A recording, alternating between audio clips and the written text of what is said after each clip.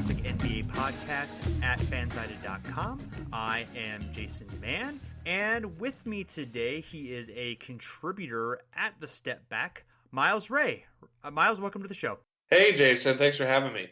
So you wrote an interesting piece recently looking at how it is fairly unusual for a team with a who through the season who outscore their opponents to not make the playoffs. I mean, it happens like every other year or so it's not super uncommon, but it's interesting to look back at some of those teams and you see if there's any common threads or anything like that. And you do you look at the teams that did it more modernly, and we're going to get into that. But we also did a little bit of research on some historical teams that we're going to get into. But the interesting thing is that it is now happening to there are 5 NBA teams who are threatening to do this in one season, which would be the most in NBA history. And there seems like there's a little bit of an uptick in the trend of this in recent seasons.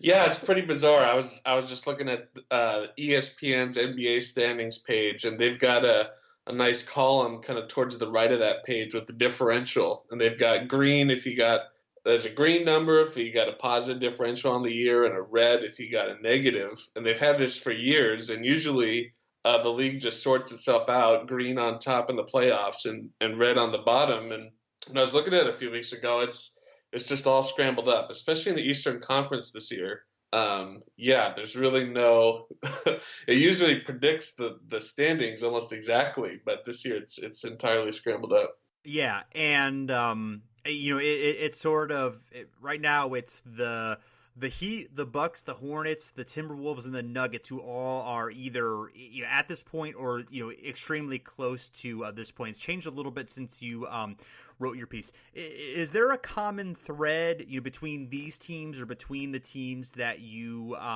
looked at for your piece, or do they all kind of accomplish this for different reasons? There's usually some sort of mid-season change, either for the better or for the worse. And so because of that mid-season change, for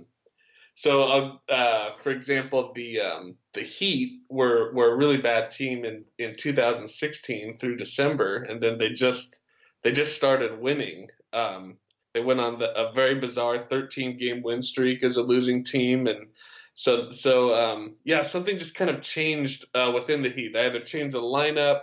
Usually a team will make a trade.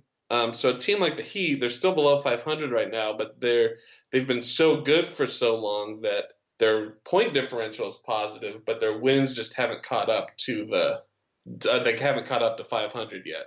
Yeah, and the Heat are maybe a little bit of an anomaly here because they didn't necessarily. I mean, they didn't have a major change of personnel. I mean, they obviously they adjusted lineups and things like that, but they didn't make a trade. They didn't have a coaching change, anything like that. There was no significant major change on the surface that you can point to as a reason that this happened. And in a lot of these cases, there are things that happened that were interesting.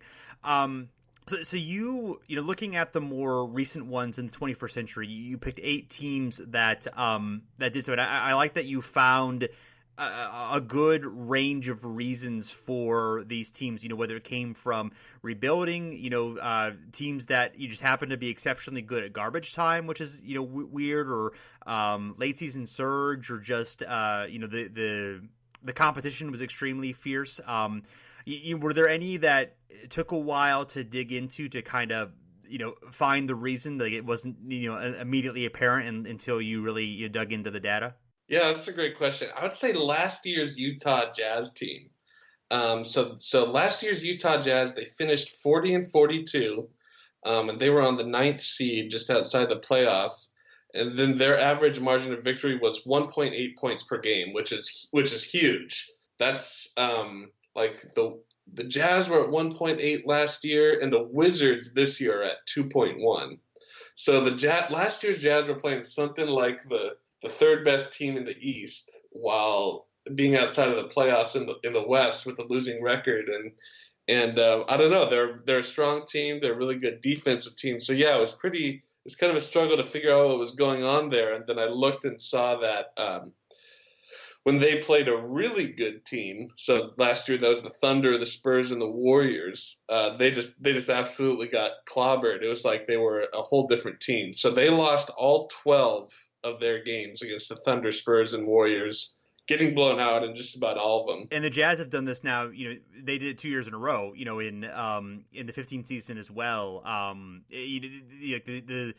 I believe the 2016 Jazz were, like sixth on the list in a largest disparity between, their record and, their margin of victory in a season. We'll get to some of the, real extreme cases, but even in 2015 they had kind of a similar thing. Although I think it was a different reason. It was losing Enes Kanter actually that seemed to trigger them having a second half surge and being kind of a team on the rise. But the Jazz have been kind of at that point where they've been a team on the rise for long enough where it was kind of, even early this year they didn't surge immediately out of the gate, so they dealt with injuries, and they've kind of dealt with injuries consistently throughout these years. So they've I think finally they've fulfilled that this season, but it's they've been at this point where it looks like they should be so much better than their record, and they have these young emerging players that their timeline for growth has been a little bit I guess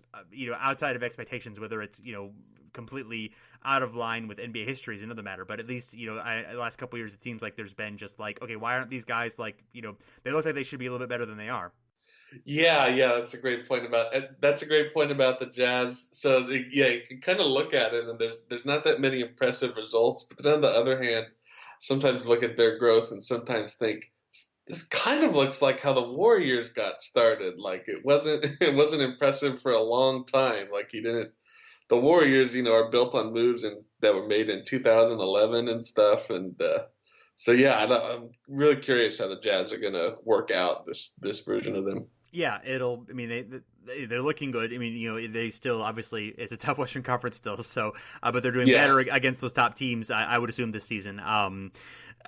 They remind me a little bit of another team you wrote a bit about, which were the 2014 Minnesota Timberwolves, which was kind of like that was the team that was built, in Rick Adelman's image, and Kevin Love was, at his, at least productive peak in terms of, his volume scoring and things like that. I guess he's maybe a little bit more efficient now in Cleveland, but this was sort of when he was, his reputation was at its highest in terms of, just being an individual star. And they really, you pointed out that really what happened with them is they played extremely poorly in the clutch. But it was another situation where it's like, okay, this team looks like it should be a lot better. They have, this, really highly regarded coach, and they have, a good guys who fit the system, and, this, this guy who's a really big star, and yet, it was just a weird thing where they couldn't get over the hump. And then, instead of sticking with it, Kevin Love, they made the trade, which made sense for them at their timeline and where Kevin Love was, but it was still, they kind of, didn't get good long enough to the point where they, changed their direction. Yeah, didn't Rick Adelman's wife, wasn't she has some health problems? Is that? Yeah, that was another issue, of course, and and of course they they brought in Flip Saunders, and then of course he passed away. I mean, they had a lot of turmoil going on there just beyond what happened on the court, but there's obviously just been some odd things that unusual circumstances that happened there. But I do think you refer to them as the least clutch team of all time, and I remember specifically a game where Kevin Love at the end missed 3 free throws in a row, and it was just like a just amazing. He's a pretty good free throw shooter. It was just like an amazing lack of just lack of polish in that situation where they just completely could not seem to not be able to handle, at least on that night. And obviously it kind of fell through that season for them. Yeah, I kind of expected every team in this category to struggle in the fourth quarter, like the Timberwolves did. But really, they're the only one. They didn't really have any big mid-season changes. They really just struggled in the fourth quarter. And yeah, this year the only team that's like that is the Hornets. They really struggle in the fourth quarter too. I don't know. It's gotta be pretty frustrating if you're a member of the team or a fan of the team too, probably. Yeah. Well, and of course, the Timberwolves this year are are in that, or they're very close to that category, I believe, right now. And I mean, they really had a lot of early struggles. They had a lot of third quarter struggles for quite a bit during the season, and really, it's changed after Zach LaVine's ACL tear, where he brought in Brandon Rush, and it's interesting because I think Zach LaVine has a lot of potential as a player, but what does it say about him, at least right now, where you replace him with kind of a journeyman, and they're so much better with that swap, and obviously they have other stars there, and maybe just it says a lot about fit over talent, but it's interesting how that change, which seems like certainly seems like a downgrade and seems like fairly minor in the scheme of things, has really led to a big turnaround for them. Yeah, it's pretty interesting. So yeah, the Timberwolves just last night they lost to the Heat by like 20, and I think that alone dipped them down into the negatives. So currently they are both under 500 and have a negative scoring margin, but they're very close to having a positive one. And yeah, it really all started. They had banked a ton of losses with LaVine in the lineup. And then once LaVine got injured and Rush was moved into the lineup in February, they started winning games by a lot of points. And so their overall scoring margin started, rocketing up while their wins didn't. What's funny is since I published that, the Nuggets are now the Nuggets have joined this category of teams, and it's also kind of the same thing, but instead of an injury, they've pretty much benched Emmanuel Mudiay in favor of Jameer Nelson, and then they also traded away Yusuf Nurkic, and their point margin has been incredible since the All-Star break, even though they're still below 500 on the entire season. One team that a team that I sort of forgot about. This was the post Allen Iverson 76ers in 2008. With Andre Miller, Andre Iguodala, Samuel Dalembert, Willie Green, Reggie Evans. An interesting mix of talent there. Not a lot of floor spacers there, but obviously it was a different time, but. That was a really it was an interesting way in which they were able to get this. They were 40-42, but had a had a positive. It was just barely over 0, it was 0.4, but still a positive margin of victory on the season. But the reason I thought was interesting. Yeah, and it made me realize how quickly the NBA's evolved. I kind of think of the 07-08 season is kind of yesterday in some way. There's so many familiar faces, but then when you think about a starting lineup with Andre Miller, Andre Iguodala, Reggie Evans, and Samuel Dalembert in it, it would never happen, today. Yeah, I mean, and all four of those guys were good players at the time, and obviously Iguodala is still good today, but yeah, yes. Yeah, they just do not fit. They would not fit together in 2017. They would just be so confined to the paint. Yeah, and that team also had Thaddeus Young and Lou Williams, and they were, you wrote about how they were.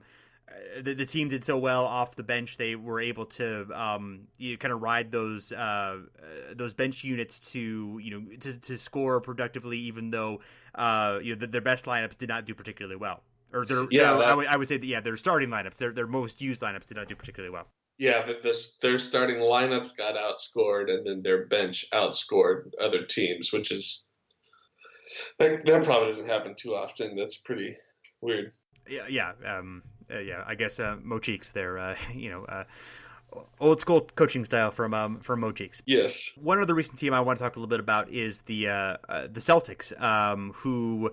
This was the post Rondo 2015 season after they traded away Rondo and Jeff Green, and they got Jae Crowder for Rondo, and eventually they made that midseason trade for Isaiah Thomas, and since then they really have been this emerging team in the last few years, obviously having those Nets picks and getting some young talent, and getting Al Horford in free agency and all that, and they kind of slowly been building into something where you could see them making an Eastern Conference Finals, maybe from this season. So that was another one where it didn't seem like a big change at the time. In fact, losing Rajon Rondo seemed like a more of what a rebuilding team would do, and then they ended up really surging and coming close to being a 500 team.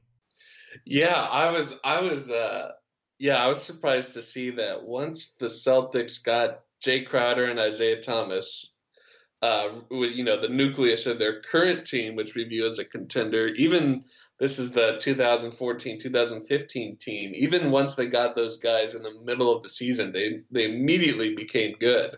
They went 20-11 after the All-Star break that year, which is, I mean, that's a home court advantage in the first round winning percentage if you can keep it up over the whole year. These guys are coming in the middle of the season when supposedly it takes a long time to work things out, and they were immediately good. So yeah, I was really impressed by what Danny Ainge managed to do in the middle of the season because he really rebuilt the team in the middle of the season. Yeah, that probably doesn't get said enough of how tricky that is to do that. And they didn't, they gave up Rondo, but Rondo he has been a negative player pretty much in all cases since then, and they didn't really give up anything of significance, as I recall, to get Isaiah Thomas. So yeah, those are pretty crafty moves, of course, on his part. I sometimes I'm a little bit loath to praise Danny Ainge, but go ahead and do that here. We'll mark it on the calendar for anybody who's keeping track of that out there. So, digging a little bit into the deeper history, I looked up a few things going based on your list, and the first thing that stood out to me is that the Syracuse Nationals, who eventually became the Philadelphia 76ers, in between 51 and 61, they managed to accomplish this 4 different occasions, 51, 56, 59, and 61. Each time they made the Eastern Division Finals, and they took that series to either a full 5 or 7 games 3 times. So 3 out of those 4 times they had. Dolph Schayes was the only common thread on all 4 teams, and he was an elite player the entire time, even in 61, which was toward the end of his career. Paul Seymour and Red Kerr were on 3 of the teams, and they had coaches. Paul Seymour was player coach in one instance. Al Servey was a coach who had been a player for the team, and Alex Hannum had also been a coach who had been player of the team. So all the coaches they had during those seasons had, they were not outsiders. They'd been part of the team. They knew the players. And the 51 and 56 came in years after they either went to the finals or won the NBA championship. So, yeah, it's hard to see what exactly was in common other than, they had they had a lot of continuity during that time, and they had coaches who, like I said, had been players there. So maybe there was just something of a, where they tended to, for some reason they might outperform the record. Maybe they might just relax in certain regular season situations and not stress over it, and maybe save themselves a little bit more for, when times get rough. But it was just interesting to see a franchise do that so many times. I can't think of any other instance where there's a couple of teams who do it. Like we talked about the Jazz doing it back to back, and there's a few others who maybe did it twice in 3 or 4 or 5 years. But to do it this many times, I thought was interesting. I can't really draw any conclusions from it, but I think it's interesting. Yeah, I have no idea. Maybe it's just it was pretty easy to get into I guess, did every team go automatically berth into the playoffs then? No. Yeah, it was so in the early. It's close though. Yeah, in the early. So from 51 to 54, the league contracted. They had went from 17 teams to 8 teams. So that period, there's obviously a lot of fluctuation there, and then it's 6 out of 8 teams for I think the rest of that time. 61 I think was an expansion year, so they.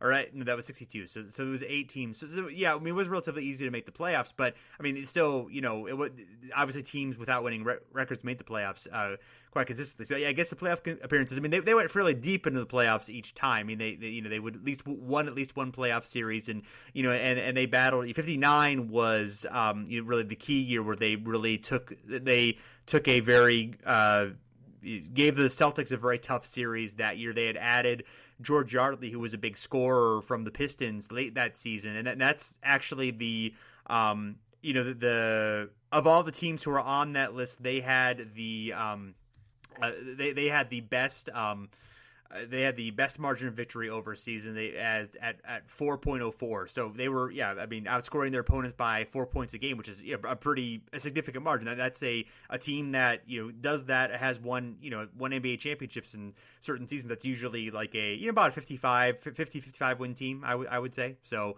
the fact that they finished under 500 that year, and they also had the 61 team has the fourth best margin of victory during that time. So they stand out even among that list. Yeah, I'm looking at the 51 team right now, and they lost 5 of their last 6 games.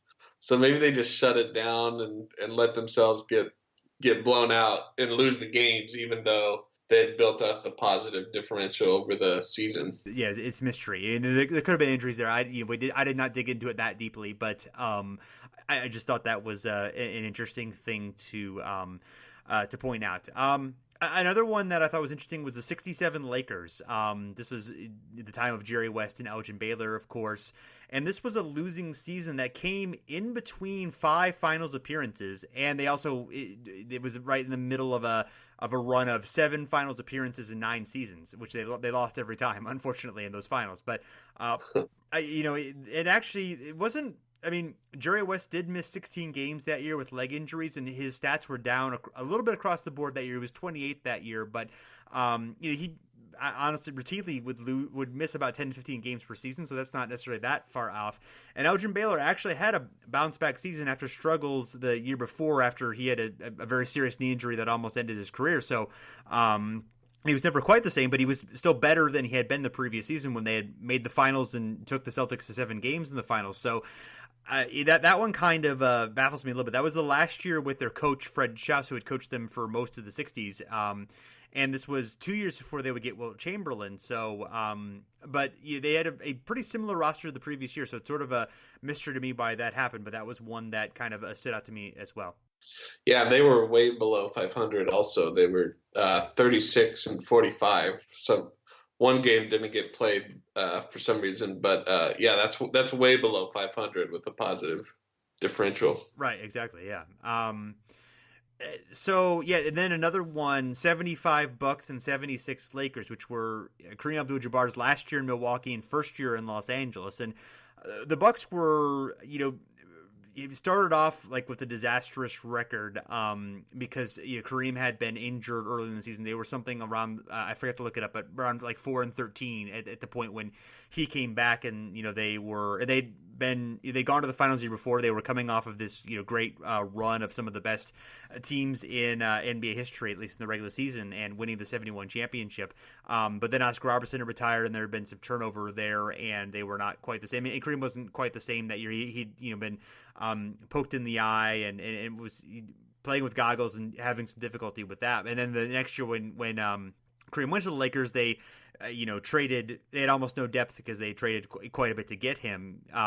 So it was kind of a situation of where it's odd that Kareem, 2 seasons in which he was, I think they're like his 26, 27 seasons in which most players are at their peak.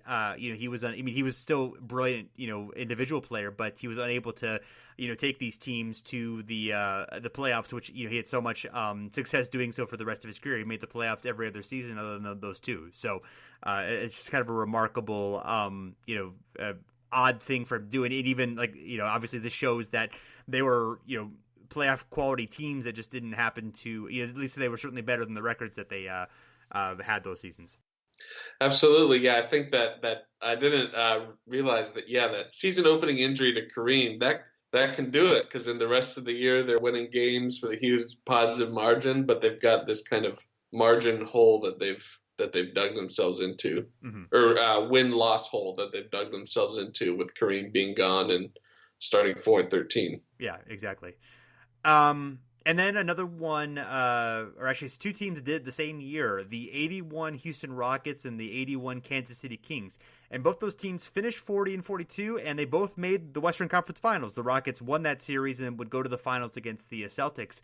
That's an odd year in NBA history in terms of those teams. The Lakers were upset by the Rockets in a 3-game playoff series. The Kings ended up upsetting the number 1 seeded Suns that year in the second round. This was back when the top team still had buys in the first round of the playoffs. So, that format would change in a few seasons, so that something like that would never quite happen again. But it was very odd that the Rockets that year had Moses Malone, who was he had already won the MVP once and won it 2 more times after this. And then the Kings, and interestingly enough, the Kings were one of those teams that had previously accomplished this in '77, and Scott Wedman and Sam Lacey had been on both of those teams, both in '77 and '81. So I don't know if there's anything in particular about those guys. Are kind of underrated historically, so maybe there's something there where they're better than than maybe some of the just boxer stats showed. But in the '81 Kings also had Otis Birdsong and Phil Ford, who were dynamic young backcourt. You probably John Wall and Bradley Beal would probably be a good parallel in terms of kind of where they were at that point, going on the kind of the potential that they had. It didn't quite work out for them, but they were at the time. Phil Ford was up there among the best point guards in the league.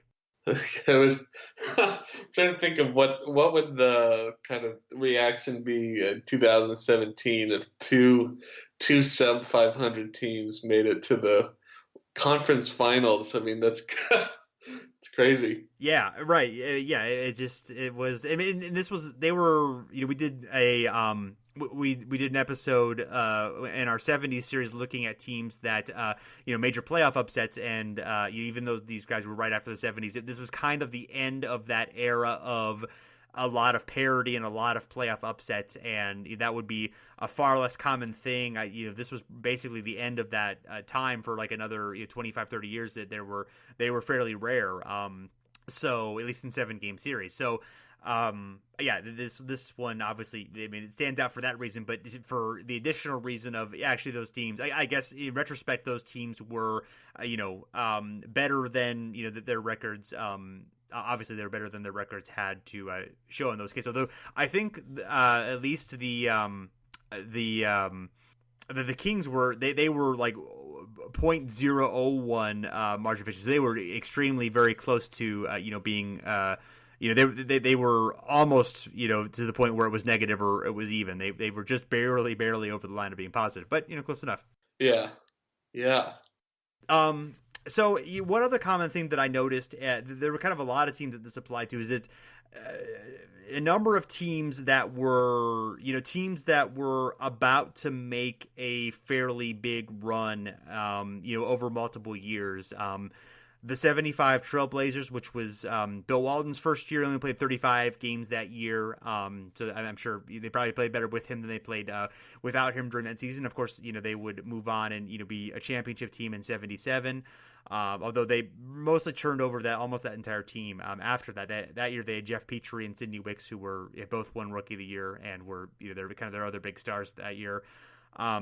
The '77 Suns, who had the previous year made the finals as a 42-40 team and basically had the same team back, but they had a lot of injuries, and I think they only had their full lineup for 6 games over the season, and they actually had the worst win-loss record of any of these teams that were listed. It just at 34-48. So that was kind of interesting, and then they would end up bouncing back and being a really good, conference finals level team in the late '70s into the Showtime Laker, battles of the early '80s. Yeah, we've also got the 86-87 Bulls, which was Jordan's 3rd year, I think. Yeah. They also. And he'd been hurt in '86, and this was the last year before Pippen and Grant, and Jordan was. Yeah, I mean, he had very much an MVP level season in '87. I mean, he would pretty much have MVP level seasons, obviously through his Bulls years after this, and would win the MVP in '88, and many other times after that. But yeah, I mean, he averaged something like 37 points in a season. So, I mean, he was just kind of, amazingly carrying them, but they did not have much else. I mean, once they got, Pippen and Grant and those guys developed and they, kind of built a team smartly. I mean, they had Oakley, but he was kind of the only other, really talented player for the most part on those teams. Another team that stands out, or a couple more, the '79 Bucks, who were, they kind of building that '80s contender under Don Nelson. Marcus Johnson was there, Brian Winters, Junior Bridgman. It was before Sidney Moncrief, but they were, just starting to get to that level. They would really surge in 1980. The '89 Trailblazers, which was Clyde Drexler, Jerome Kersey, Terry Porter. They were about to emerge as the as a really great team. They'd make the 90 and 92 finals, and they'd actually done it in 86 as well. Both teams also had Sam Bowie and Caldwell Jones and Kiki Vandeweghe. And that year, oddly, in 89, they had a coaching change with Mike Schuler to Rick Adelman, and they were actually Mike Schuler feuded with some of the players, including Clyde Drexler, and they started off 25 and 22. And when Adelman came in, they were only 14 and 21, so they were worse, in record wise. But of course, long term, that was a beneficial change for them. Interesting that Adelman was the coach both for this time and that year with the Timberwolves that we talked about. Yeah, there was also Luc Richard and Bob Moute was on consecutive teams. He was on consecutive teams who did this. He was on the Timberwolves that year, and I think it was the Bucks the year before. Right, yeah, exactly. Yeah, we talked about them, but yeah, they were another team that did this. And then a couple other ones that stand out. The 92 Pacers. They have Reggie Miller at this point. Obviously, Chuck Person is still there. Detlef Schrempf is there. Rick Smits and Dale Davis. Obviously, a few of those guys would end up, being exceptional for them in the, once they get Larry Brown in 94, they're, a conference finals contender for a number of years. And then the 2007 Magic, who you mentioned in your piece, and the reason, I'm not sure that they were necessarily on their way to great things at this point. I mean, they did have Dwight Howard, they did have Hida Turkoglu, and Jameer Nelson, so some of the building blocks of those really good teams. But this is the year before Stan Van Gundy. They still have Brian Hill there. Grant Hill's final year there, where he actually had fewer injuries than usual and actually did play pretty well. But the reason you found behind it, it was more of just kind of they ended up being really good at the end of the season on a really easy schedule. But of course, they would end up being some of the building blocks of the team that would, go to the finals in 2009 and be a really good team for quite a while. Yeah, this trend kind of makes me wonder about, so what about, these five teams who are doing it this year? Are we going to look back, in the future? Because these, they're all middle, they're all just below 500, so they're not super impressive yet. But, is this the seeds of some future finals contender here? Yeah, I mean, I would say Milwaukee and Denver at least have the players who I would consider superstar building blocks that you could conceive of them being those kind of teams. Whether conference finals contenders or and their main guys are young enough where you kind of feel like they're building that. I mean, Miami seems like it's just been a bag of tricks, and they don't really necessarily seem like a team that's built for the long haul, especially since they are a team that a lot of their guys can leave after this season. So it's really impressive what they've done. It's it's amazing, and if they can kind of keep it together and make it work, that'd be great. But one team that it's an interesting comparison to them is the 97 Suns, who had a really terrible start and then were able to kind of turn it around in a similar way to what the Heat were able to do this season. That was one that kind of stood out to me. I know that NBA Trades just recently did a podcast looking at kind of the parallels between those two situations, because they were another team that kind of started off really bad and then ended up being pretty good and making the playoffs that season. Yeah, they traded for Jason Kidd. Danny Ainge was the coach of the team, which is pretty fascinating. But they traded for Jason Kidd in the middle of the year, and then after that, they really took off. They started 0-8, fired Cotton Fitzsimmons, and brought in Ainge They brought in Ainge a year or two after he was done playing. Right, in the middle of the season, that's another. It's hard to imagine that happening. Yeah, they actually they were 0-13 before they actually won their first game. So, and they finished 40-42. So, obviously, an impressive, similar to kind of what Miami did, or is doing this season. That's kind of right in that same vein. Yeah. So, any other anything else that you think is interesting about your piece, or just about this topic in general? Well, I was looking at the kind of flip side of, we've been talking about teams with a negative record and then the positive point differential, but there's even more. So the flip side of that is teams who got outscored for the whole year and still had a winning record. Mhm. And so it happened. It again happens about once a year, but it happened 3 times. There were 3 teams who did it last year, which was Memphis, Dallas, and Chicago. And I think those teams all got racked with late season injuries. So I think that explains it. And this year we got the Hawks and the Pacers. So they're solidly in the Eastern Conference, in the middle of the Eastern Conference playoffs, and they've got a negative scoring differential on the year. They've been outscored on the season. Yeah. So I don't know why. I don't know what that means, but yeah, the Hawks are 37-32, and they've been outscored by a point a game. Yeah, they had an absolutely terrible 10-game stretch after like a really good start. And I feel like they've been, other than that, middling. I mean, I would guess it wouldn't surprise me if a lot of those teams just had one really bad stretch and were kind of okay for most of the rest of the season. You kind of looking at this list of the 07 Warriors, of course, the We Believe Warriors, that made the huge midseason trade with the Pacers, and it just completely turned around their season, and were really an amazing team for like the last 15 games of the season. That was ended up being more representative sample for how they did in the playoffs than the rest of the season, just because the team kind of coalesced together. I mean, I would imagine circumstances like that would kind of lead to that. Kind of glancing at this, I'm not seeing anyone necessarily who had any unexpected playoff success.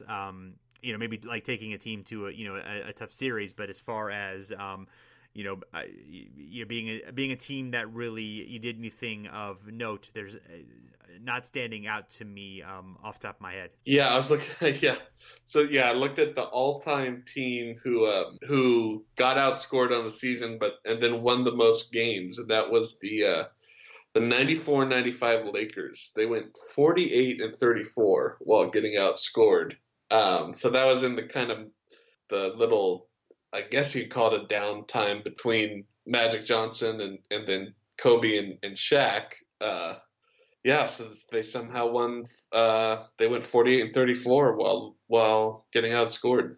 Last year's Grizzlies were the third had the third highest negative margin of victory for any team on this list. It was 2.24. The 06 Utah Jazz are number 1, and the 87 Golden State Warriors were number 2. Those Warriors were racked by a pretty significant drug scandal, if I recall. Or I guess that was more the next season, where that was actually, I know I take that back. That was more that was more Houston and Phoenix, who dealt with drug issues. Golden State dealt with more injuries and other transition issues as opposed to drugs. So I don't want to disparage anybody there. The Golden State was notorious as a place where people where drugs were an issue for a long time, more than the city were with road teams as opposed to their team, but not great. Yeah, it is interesting to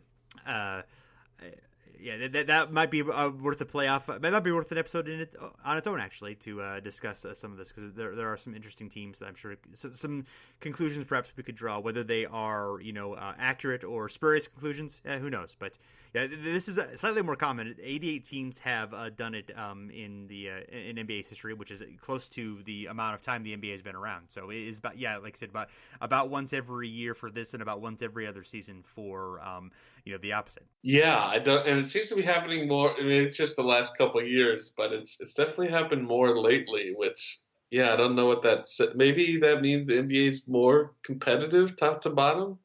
Yeah, or I don't know. Maybe injuries are creating more of a variance, or resting. Maybe strategic resting could have some. I don't know. There's not really. I guess perhaps it might have something to do with three-pointers. I mean, obviously three-pointers create more variance in scoring, and perhaps they're creating more blowouts, whether it's one way or the other. Maybe that's affecting point differential. That's an interesting idea. But perhaps we'll have to put some of our finest minds on the case to see if anyone has a theory. They can, of course, reach us on Twitter or Facebook at Over and Back NBA. That can get us that way. Is there anything else you want to talk about before we go? I don't think so. It was great talking about this with you, though. Great. Well, yeah, we'll, of course, have a link to your piece for anyone who's interested in reading that. I hasn't had a chance to yet, so you can check that out. And there's plenty in there that we didn't get into, so some good discussion or some good things there. And thanks, of course, for listening. You can find us at thestepback at fansided.com. You can also find us on iTunes, Stitcher, wherever you listen to your podcast. We would appreciate a rating and review if you are so inclined. We would it's greatly satisfying to our egos and helps other people find the show. And so thanks for listening, and we'll be back again soon.